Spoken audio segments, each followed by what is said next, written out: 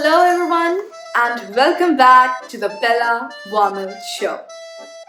In today's episode, we will be talking about something which goes beyond Sputnik and samosas. Wait, Sputnik and samosas? Where did they come from?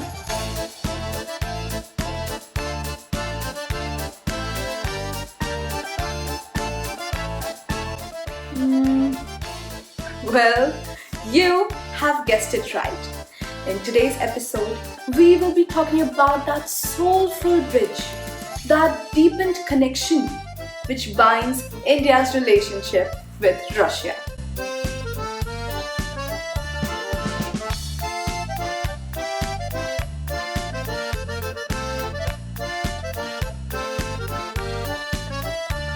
Over the past few decades, a bridge has been built, neither of steel nor of diplomacy, but of spirit.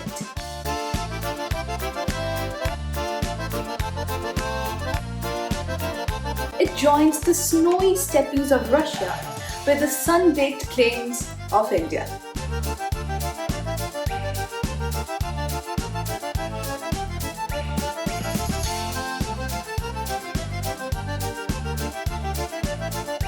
On the surface, it's a whole different story about treaties, tanks, nuclear treaties, whatnot.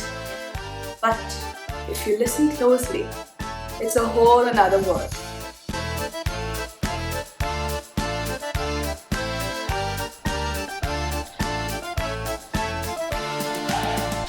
A story whispered in bookshops, hummed in films, and felt in the search for meaning. This is the story of a tremendous relationship, measured not only in rupees or rubles, but in culture, customs, and belief.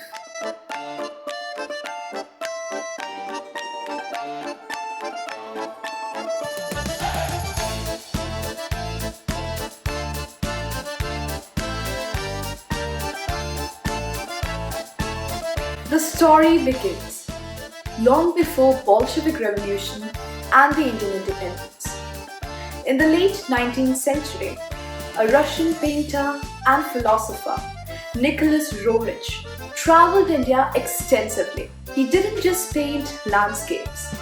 He was in the search of Shambhala kingdom mentioned in Buddhist and Hindu texts. Roerich, along with his wife Helena, became ardent students of Vedanta and Theosophy, which went hand in hand with the Russian mystical tradition of finding a holy roots.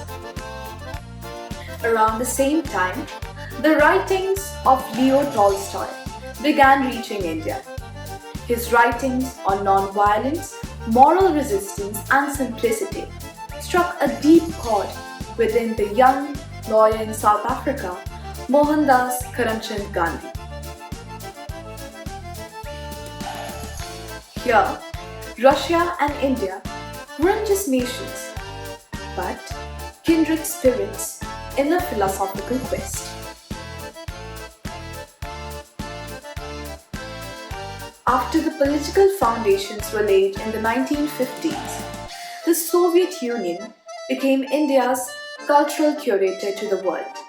The Soviet publishing house, the Mir Publications, flooded Indian bookstores with affordable, high-quality translations. Now, even you could purchase Dostoevsky's Crime and Punishment, Tolstoy's War and Peace, and Chekhov's plays for a few rupees. Russian classics became a part of the Indian middle-class intellectual diet. And then, there was cinema. When Hollywood felt distant, Soviet films, with their struggles of the common man, humanistic approaches, and epic storytelling, felt familiar. Films like Moscow Does Not Believe in Tears or War and Peace became widely popular. But the real magic lay beyond films. It was the animation. Every Indian child of the 80s and 90s remembers the story of the wolf and the hare because they watched Nu Pagode without understanding a single word in Russian. It was a shared visual language of mischief and chase. But the flow wasn't one way. Indian cinemas, especially Raj Kapoor's films, conquered Soviet heart. Films like Avara and Shri 420 were phenomenal.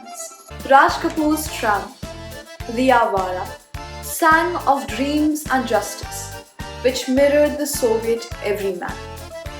The song Avara Hu was sung from Moscow to Siberia.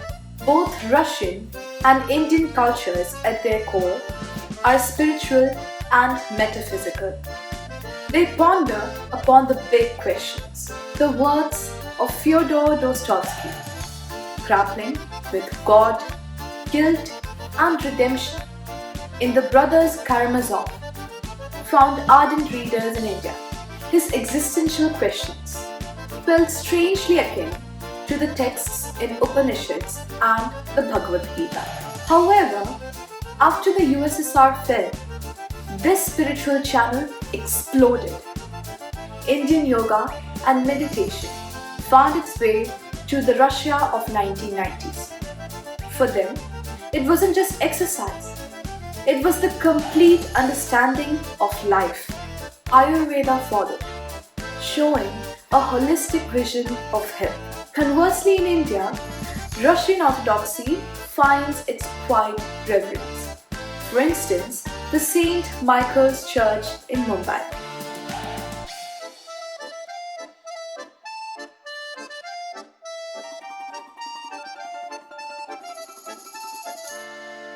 The 21st century tests this bond with new geopolitical storms, but a connection so deep, woven through threads of culture, customs, and faith, possesses a tremendous resilience. As long as someone in Pune reads Tolstoy, or someone in Perm practices yoga, this spectacular bridge will stand out.